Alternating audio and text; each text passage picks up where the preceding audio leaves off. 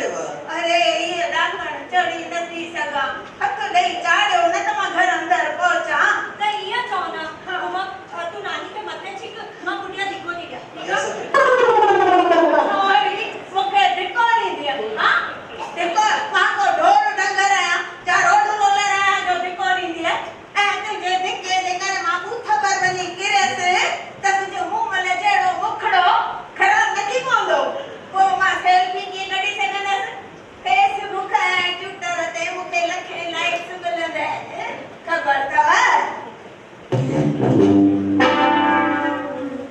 This is all your fault. Now you only handle it. Now what did I do? मैंने बोला था ना नानी को स्मार्टफोन मत लेके दे। अरे नानी घर पे अकेले बैठे बैठे बोर होती रहती थी तो मैंने सोचा YouTube पे 2-4 भजन सुनती रहेगी। ये भजन है। अरे ओ सिद्धि जा दुश्मनो मूंखे हथ ॾियो तव्हां मथे चढ़ हाँ ठीक है। आस्ते आस्ते हाँ ये रख उधर मांझे देंगे Slow, one step.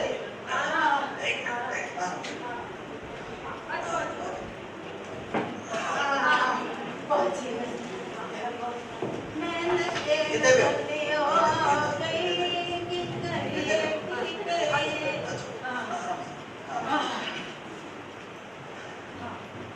अरे हल्ला बिना कुछ वक्त मूंसां बि त गॾु गुज़ारियो अरे नानी मूंखे कॉलेज जा नोट्स प्रिपेयर करना है। अब मुझे भी परफॉर्मेंस की तैयारी करनी है प्लीज। वेहो हिते नानी ना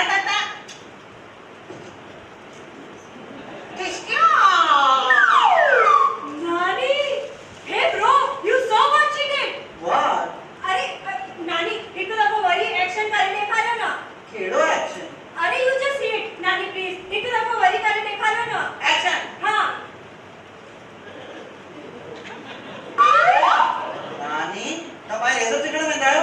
अरे यू जस्ट वेट नानी ही ना हू बंदूक वारो एक्शन वरी करे ॾेखारियो न।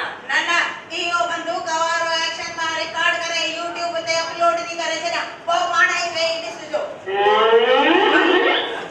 YouTube ते अपलोड?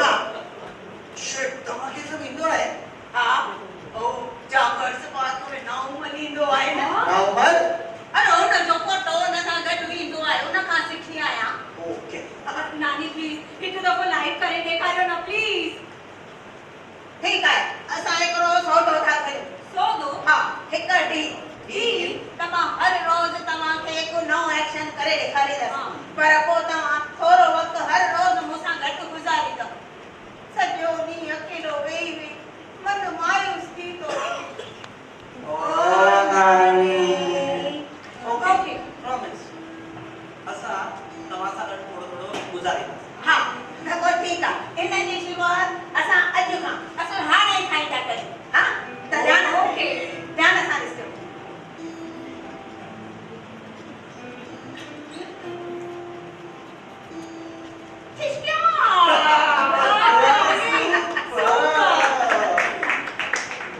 नानी तुम्हारे एक्सप्रेशंस किधर है?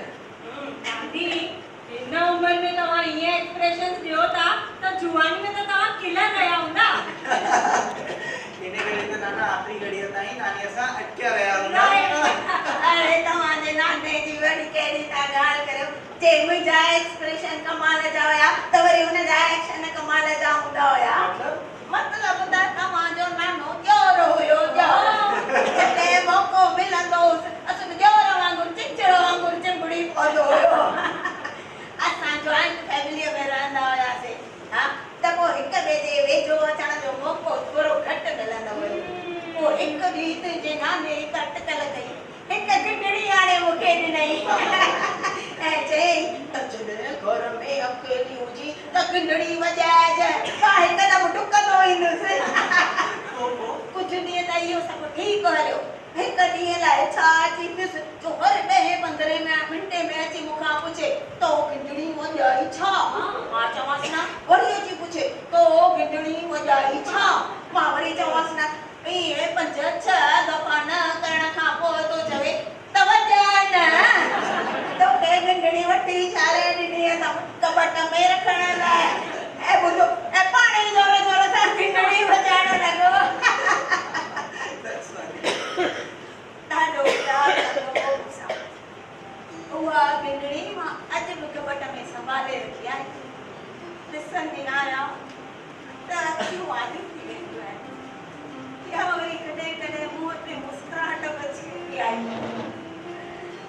नानी दादा ये अचानक हाँ तो अकेलो ही अचानक ही ईंदो आहे पुटु को दर खड़काए या पोइ मोकिले कोन ईंदो आहे छो त असां साधारण इंसान आहियूं पुटु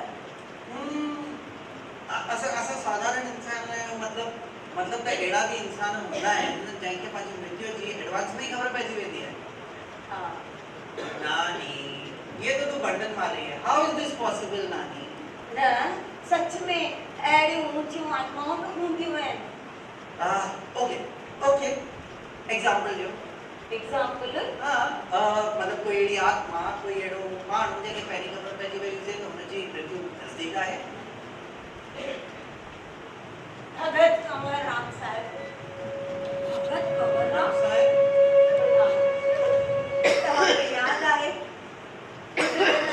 असां लखनऊ मिलिया हुयासीं उते साईं चांडूराम साहिब जे दरबार में हलिया हुयासीं उन्हनि जो दर्शन करण उन्हनि जा गुरु हुया साईं आसूदाराम साहिब अच्छा उन्हनि जा गुरु हुया भगत कंवरराम साहिब ओके ओ हाँ उन्हें जो फोटो भी होते लगल हो हाँ। पगड़ी फुल फ्रॉक टाइप ड्रेस कमर में पट्टो गले में लंबो मफलर व्हाट अ कॉस्ट्यूम जामो उन ड्रेस खे भगत जो जामो चवंदा आहिनि जेके पाए भगत साहिब भगत विझंदा हुया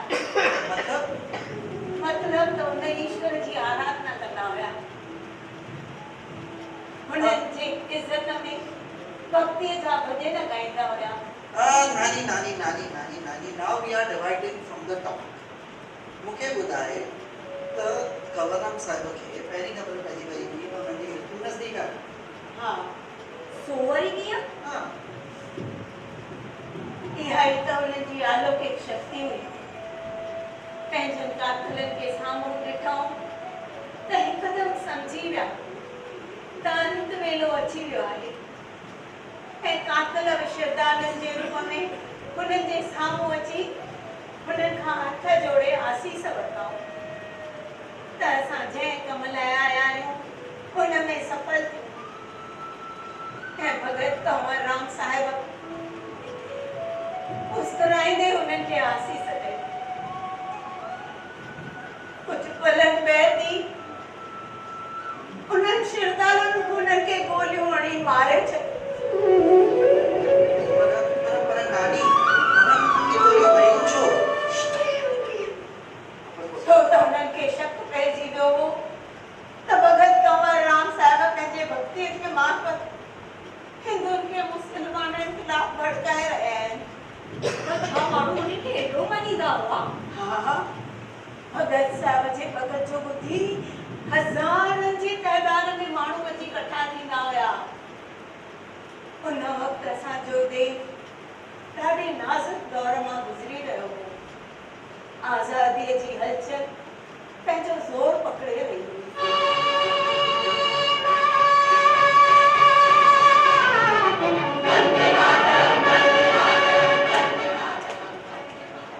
अंग्रेज़नि हिंदू ऐं मुस्लमाननि जे विच में नफ़रत जो बीज पोखे छॾियो हुयो The same old British formula, divide and rule. Right हिकु दफ़े त महात्मा गांधी सिंध में पंहिंजी तकरीर करण आया त माण्हू चुप ई न कनि अच्छा पोइ कंहिं सलाह ॾिननि त भगत कंवरराम साहिब खे घुरायो त माण्हू चुप थींदव सचुपचु भगत साहिब अची पंहिंजे भगत सां सॼे सिंधनि खे शांत करायो हुन खां पोइ महात्मा गांधीअ पंहिंजी तकरीर शुरू कई ओ त इन करे मुसलमान खे इहा लॻो त भगत साहिब कांग्रेस ऐं हिंदूवादियुनि सां मिलियल आहे हा जेतोणीकि ईअं हो कोन हिकु दफ़े त कंहिं ॻोठ में मुसलमान भगत ते ई न आया त पोइ भगत साहिब पाण वञी हथ जोड़े उन्हनि खे भगत लाइ वठी आया नानी we are diverting from the topic again. त भगत कंवरराम साहिब खे पहिरीं ख़बर पइजी वई हुई त हुननि जी मृत्यु नज़दीक आहे त बट के स्पेशल पावर्स हूंदा। पर कीअं ऐं किथां मिलिया हूंदा हुननि खे इहे शक्तियूं ही पावर्स? पंहिंजे गुरूअ सचे साईं संत सतरामदास साहिब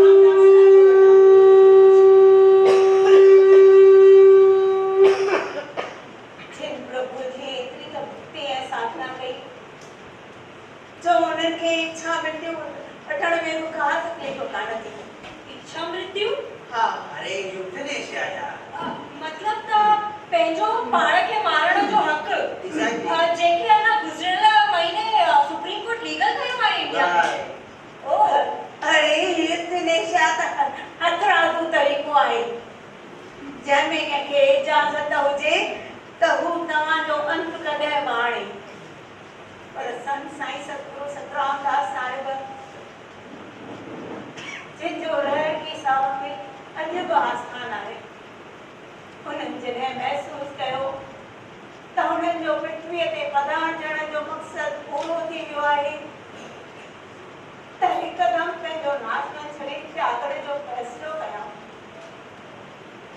ऐं भॻत कंवर राम साहिब खे हिकदमि हलियो वठण लाइ न्यापो मोकिलियो। भॻत साहिब हुन वक़्तु भॻत लाइ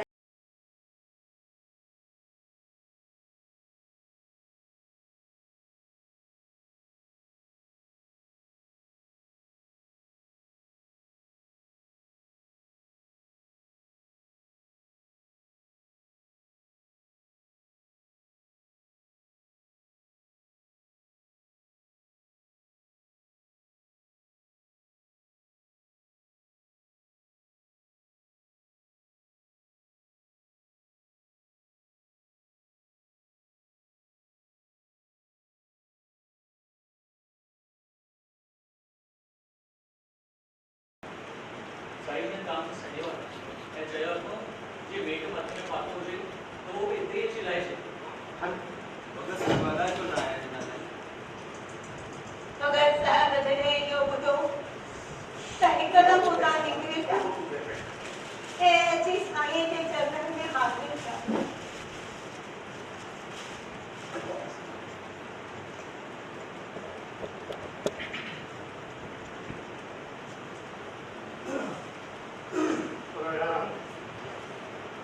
अची विया भॻत साहिब?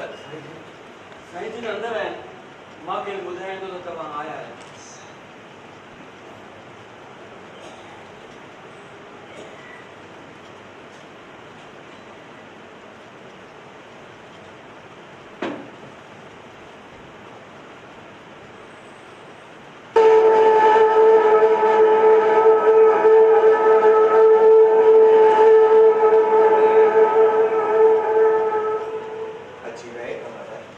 हाँ सच्चा बादशाह, तव्हांजो न्यापो मिलण खां पोइ मां हुते कीअं पियो पुॼी सघी?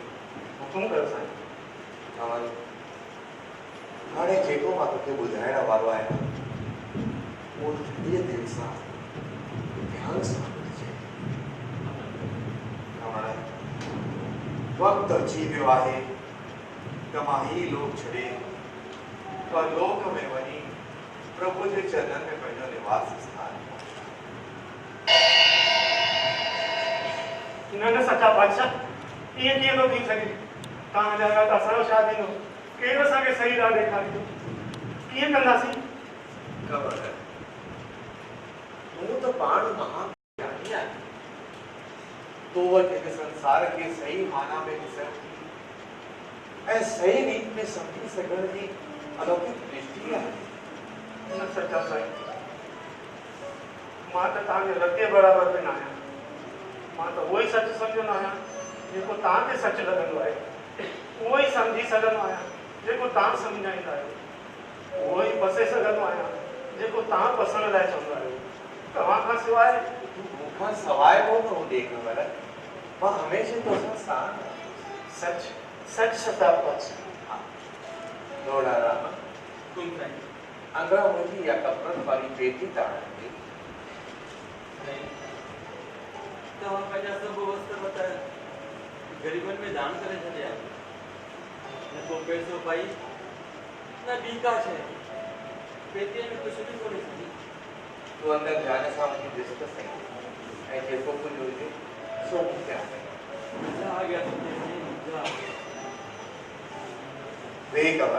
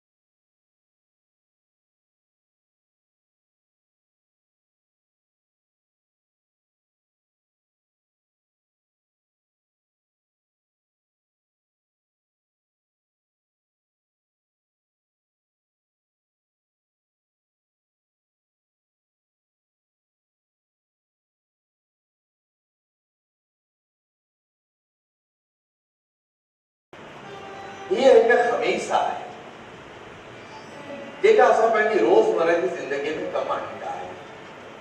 हीअ हमेशा असांजे शरीर खे ढकण जो कमु कंदी आहे ऐं हीअ आहे कोरो कपिड़ो जेको असांजे मोए पुॼाणा असां कफ़न तौर कदम आणींदा आहियूं ऐं हीअ बि असांजे शरीर खे ढकण जे ई कमु ईंदो आहे। हिननि ॿिन्ही कपिड़नि जो कमु हिकु ई आहे, असांजे शरीर खे ढकण, पर हिननि ॿिन्ही में हिकु वॾो फ़र्क़ु आहे। ख़मीस में खीसो हूंदो आहे ऐं कफ़न में कोई खीसो कोन हूंदो आहे। खीसो दिलि जे मथां दाए पासे ते हूंदो आहे, उहा दिलि जंहिंमें प्रभु जो वास आहे। दिल जे मथां जो इहो खीसो माना लालच जी कोठी, जॾहिं इहो खीसो लाहे पीटो कंदे त तुंहिंजे दिलि मथां जेको विकारनि जो, वीचारनि जो, वासनाउनि जो काम, क्रोध, भोग, मोह, अहंकार, इन्हनि सभी जो जेको पर्दो चढ़ियल आहे उहो पाण ई ॾेई वेंदो ऐं तुंहिंजी दिलि बिल्कुलु साफ़ थी वेंदी ऐं तूं पंहिंजी दिलि में हमेशह मूंखे विराजमान पाईंदी। मुंहिंजो ध्यानु कजांइ कंवर बेटा, छो त इंसान जंहिंजो ध्यानु कंदो आहे उन जहिड़ो ई थी वेंदो। तव्हां त मालिक आहियो, पर असां उन संतनि महात्माउनि धर्मेश्वरनि सां कीअं निभाए सघंदासीं? कंवर, अॼु मां तोखे मिठास जो प्रसाद थो ॾियां, सभिनी सां नेवड़त सां पेश अची। सतगुरुनि वटां मिलियल प्रकाशन जो प्रसाद कर, जेको खारे खूह में विझंदो त उन खारे खूह जो पाणी बि मिठो थी। अॼु जे दौर में केतिरा ई धर्म, पंथ, गुरु ऐं वीचारधाराऊं निकिरी निर्वार थी चुकियूं आहिनि। असांजी सुञाणप कहिड़ी हुजणु घुरिजे? और ये सब पंथ, धर्म, गुरु ऐं वीचारधाराऊं मुंहिंजा पंहिंजा ई आहिनि। इन्हनि सभिनी मां कोई अलॻि कोन आहे, सभिनी खे हिक ई नज़र सां ॾिसजे। अनाथनि जो नाथ, नेणनि जो हमराह, न्याणियुनि जे मथे की ॾज, डूलनि, लंगड़नि, अपाहिजनि ऐं मस्ताननि जो मददगार बणिजे। इहे सभु कम त कजांइ, पर हिननि सां गॾु पखियुनि ऐं पसुनि जी बि सार संभाल कजे। ईअं करण सां तुंहिंजे अंदरि जेको निवृत जो गुण आहे उहो पाण वधीक गहरो थी वेंदो। कहिड़ा कर्म कया दाता? सभिनी खां पहिरीं त हिननि महापुरुषनि, संतनि ऐं महात्माउनि खां आशीर्वाद। मुसाफ़िरनि लाइ मुसाफ़िर खाना ठाहिराइनि बेघरनि जे लाइ धर्मशालाऊं ठाहिराइनि खूह खोटाइनि वण पोखाइनि मसाणनि जी चौधारी भितियूं ॾियारिनि जीअं को इंसान अस्थियुनि जो ग़लति उपयोग करे कंहिं मासूम खे को नुक़सान न पहुचाए ज़रूरतमंदनि जी ज़रूरत पूरी करण खां पोइ उन्हनि खे पंहिंजे निकिरनि खां मञणु घुरिजे ये संसारी कम न कजे पर इन्हनि सभिनी खां ऊचो नाम जो अमृत हर कंहिंखे पियारिजे जीअं हर कोई इंसान नाम सिमरन करे पोइ गुजारा उन महबूब अॻियां मुंहुं मथे खणी बीह सघे ऐं उनजो हिन संसार में इंसानी जोलो पाए करे अचण जो मक़सद पूरो सच्चा साईं हूअं त तव्हांजी रहमत असांजे मथां हर वक़्तु थींदी रहंदी आहे अॻिते हली असांखे दुखनि दर्दनि मां केरु छुटकारो ॾींदो कंवर अॼु मां तोखे जेको कुझु ॾियण वारो आहियां उन खां पोइ कोई कष्ट कोई दुख कोई दर्द तोस ताईं पहुची कोन सघंदो रोड़ा राम इहो चले चुको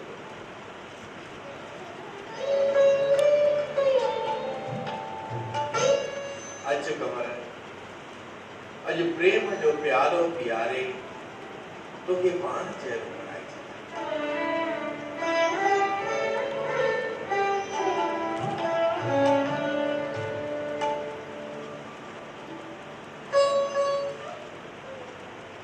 हाँ बी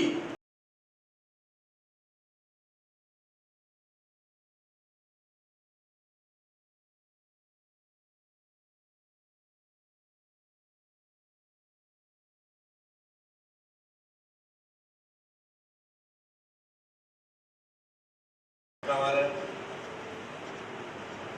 हाणे तो में ऐं मूं में कोई फ़र्क़ु कोन रहियो आहे अॼु खां पोइ तूं ऐं मां हिकु ई आहियूं हाणे मां पंहिंजो सभु रिझो सिझो तोखे तुंहिंजे वेझो अचां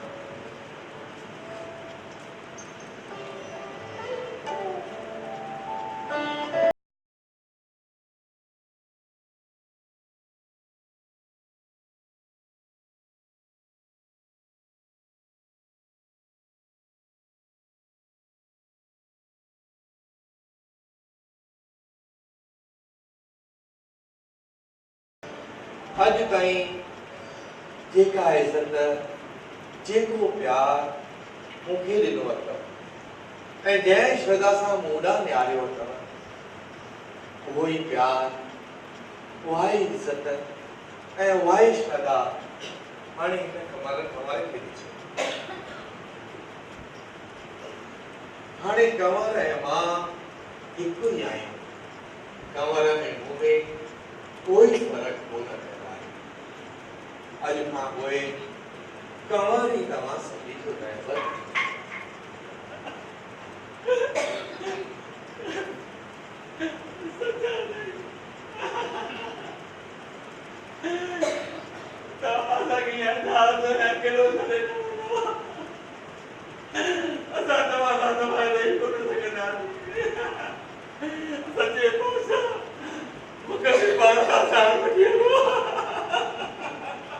गोड़ा राम सियाणो थी गोड़ा राम सियाणो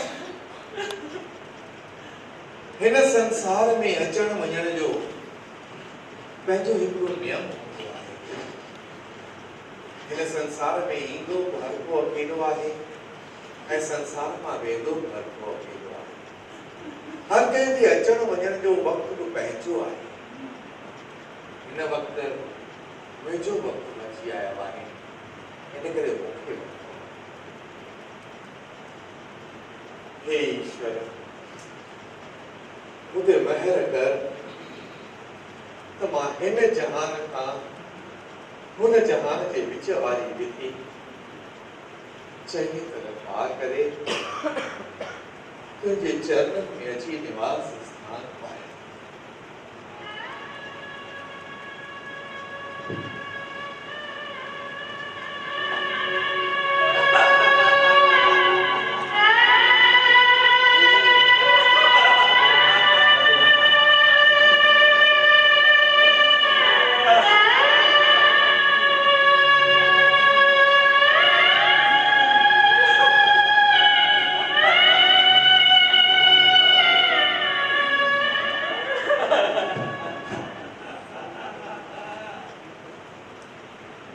भगत साहब जो तेरो नालो भगत हो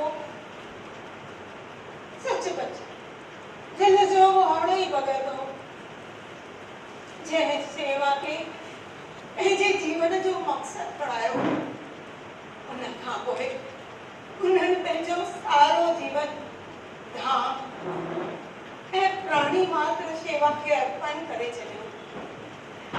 ग़रीबनि घुर्जाउनि दुखी ऐं कष्ट सहंदड़नि जा कष्ट दूर करण हुननि जूं घुर्जूं पूरियूं करण लाइ हू भगत में संगत अॻियां झोली फैलाईंदा हुया ऐं उन्हनि मां मिली आयल मिल्कियत ऐं ॿियो सभु घुर्जाउनि जे हवाले करे छॾींदा हुया। कॾहिं कंहिंजो कर्ज़ मोटाईंदा हुया त वरी कॾहिं कंहिं न्याणीअ जो विहांउ कराईंदा हुया, कॾहिं कंहिंजो इलाज कराईंदा हुया त वरी कॾहिं कंहिंजो कष्ट पंहिंजे मथां खणी उनखे कष्ट मां छुटकारो ॾियारींदा हुया। इन करे अॼु बि लखे माण्हू हुननि जे पोइ लॻनि अॻियां सीस निवाईंदा आहिनि, छो त हुननि जा पोइ लॻ बि हुननि जी शेवा जो कार्य अॼु बि निस्वार्थ भाव सां करे रहिया आहिनि। नानी नानी वो तो सब ठीक है, पर एक ॻाल्हि ॿुधायो, तव्हां कॾहिं सचे साहिब सतरामदास साहिब सां या भगत कंवरराम साहिब सां कोन मिलिया? छो? ये तो सुठो थियो, ॾाढो सुठो थियो। छा मतलब? मतलब त जे तव्हां हुननि सां मिलिया हुजो हा त कहिड़ी ख़बर तव्हांखे बि इच्छा मृत्यु जो वरदान प्राप्त थी वञे हा। हाँ, ऐं नाना जे वञण खां पोइ तव्हां बि पंहिंजो पाण खे मौत जे हवाले करे छॾियो आहे। ऐं पोइ असां तव्हांजा हे सेक्सी एक्सप्रेशंस कीअं ॾिसी सघूं था? सुमाया तूं मूंखे मारण खां चई तूं चए थो त मां जल्दी करे वञा हेॾा में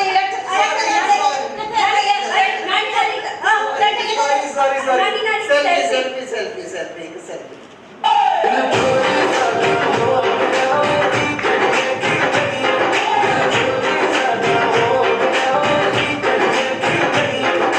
हाँ तो दोस्तों, ये हो नाटक selfie selfie selfie selfie selfie मां कलाकारनि जो तव्हां सां इंट्रोडक्शन कराइण चाहींदुसि त सभिनी खां पहिरीं उमंग जो रोल अदा करे रहियो हो मिकी चिमनाणी।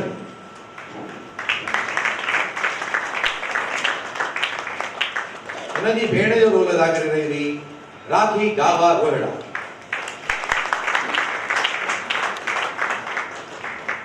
रोड़ा राम जे वेस में तव्हांजे साम्हूं आयो लक्ष्मण सचदेव। सेवक जे रोल में तव्हांजे साम्हूं आयो दीपेश नारवाणी। भगत साहब जो रोल निभायो रमेश रूपेला। नानीअ जो रोल अदा करे रही हुई जया आसराणी।